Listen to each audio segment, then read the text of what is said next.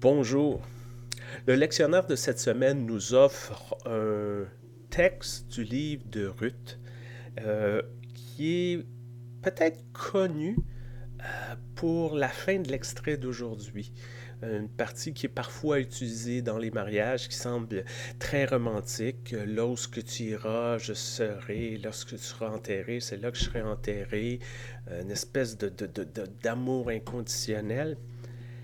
Mais lorsqu'on lit l'extrait au complet de dimanche prochain, c'est une histoire infiniment triste.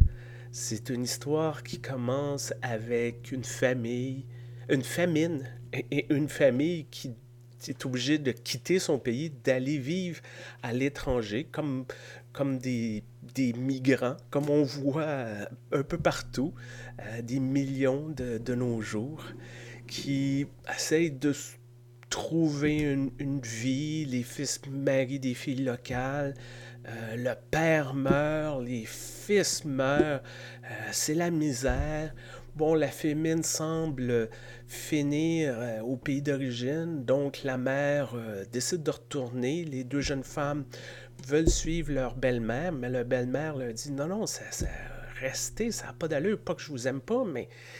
Et une des jeunes femmes fait la chose qui est la chose raisonnable, de rester dans son pays, de retourner dans sa famille, d'essayer de trouver une nouvelle vie, d'essayer de repartir. Et l'autre fait la chose qui n'est pas raisonnable. Elle décide de suivre sa belle-mère, sachant qu'elle, à son tour, va être une étrangère, qui va être... Et c'est une vie de misère qui l'attend, là. Deux veuves, dans une société patriarcale, pas de famille, pas de réseau. C'est la vie difficile, c'est la vie de misère, comme plein de migrants aujourd'hui. Et vivent la même chose. Mais ce qu'on semble comprendre de ce texte-là, c'est le lien qui unit ces deux femmes-là, qui va au-delà de la logique, au-delà du bon sens. C'est un lien qu'on voit souvent. À- on voit souvent des gens établir des liens même lorsqu'ils passent à travers des expériences difficiles, traumatisantes, pénibles. Euh, on va voir un groupe d'amis se souder pour supporter l'un ou l'autre qui souffre de cancer. On va voir des gens qui vont, des parents qui ne se connaissent pas, mais à travers la maladie de leurs enfants, se créent un réseau presque indestructible, une espèce de lien pour la vie. Et c'est dans ces moments-là, lorsqu'on est capable de faire ces liens-là, qu'on qu'on oublie toutes ces choses-là, comme le statut social, les nationalités, puis on soude, puis c'est là souvent qu'on est le meilleur de nous-mêmes.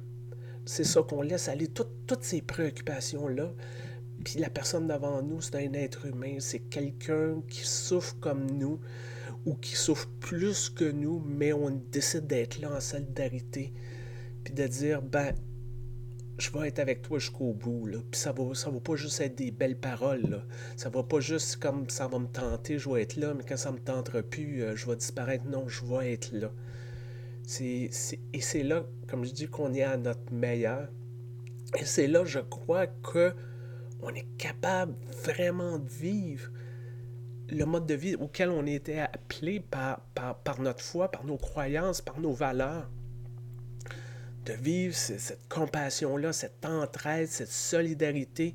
C'est à ces moments-là que c'est pas juste des paroles prononcées dans des sermons ou dans des cantiques ou dans des prières, ça devient un mode de vie. Souvent, les gens parlent du livre de Ruth et disent, ben, Dieu est pas visible, il n'a pas de l'air d'être présent. Euh, et souvent, la réponse, c'est, euh, on n'en parle pas de Dieu, on le voit en action. Et c'est ça, peut-être, que je vous souhaite cette semaine. De vivre votre foi. Je vous souhaite pas de passer à travers de horribles malheurs. Oh que non. Malheureusement, il y a des gens autour de nous à qui ça arrive. Et je vous invite, je pense, à être en solidarité, d'être là pour eux autres, puis de dire, ben écoute là, Je vais être là pour toi. Pas juste quand ça va être le fun, pas juste quand ça va être le party, non, non. Je suis là pour toi quand ça va mal. Puis je vais être en solidarité avec toi, je vais être là quand tu vas avoir besoin de moi, puis je vais être là quand tu penses que tu n'auras pas besoin de moi, puis dans les faits, tu as vraiment besoin de moi, je vais être là quand même. Et je vous souhaite de vivre cette foi-là de cette façon-là.